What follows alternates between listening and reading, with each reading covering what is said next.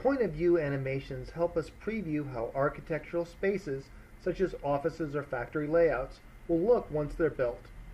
This helps us understand how people will interact with these spaces and prevent costly mistakes in arrangement that would make the spaces less user-friendly, harder to navigate, and less productive. SOLIDWORKS has tools that can help us create these animations and render them realistically for everyone to see.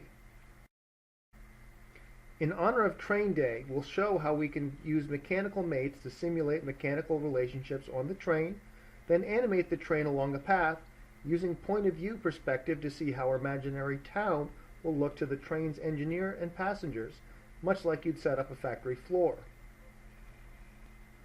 We'll start by opening up our toy train and take a look at the wheels.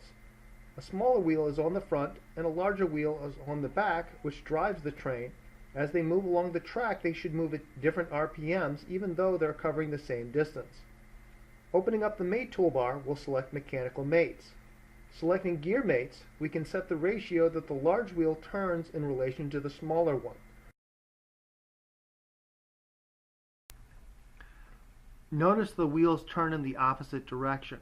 This is okay if they were touching, but in this case they should be turning in the same direction. We can edit the mate to reverse the direction. Alternatively, we can create an assembly belt chain feature. This not only sets the ratio of the wheels, but adds a part for the belt to our assembly.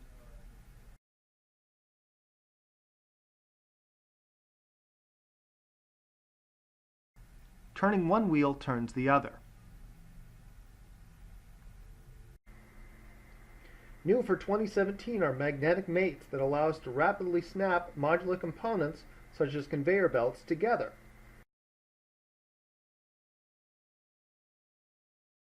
We can add these mates to our parts by using an asset publisher. Set the ground plane, face reference, and point or edge reference to snap to.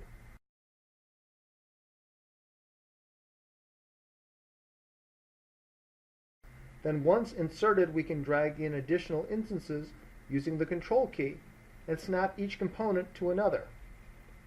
We can break the references just as easily and snap it to another component.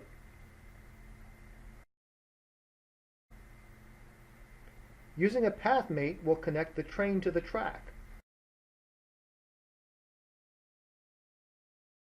We can test the motion by dragging the train along the track.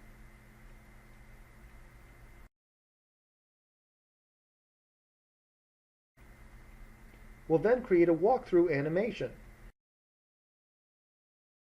We'll set the constraint to the path sketch created from the center line of the tracks.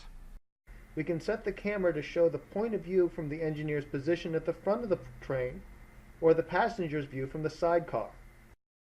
Once we're happy with the motion, we can set it to render to simulate a more realistic environment. We'll then calculate the animation to save it as an AVI file for viewing outside of SOLIDWORKS.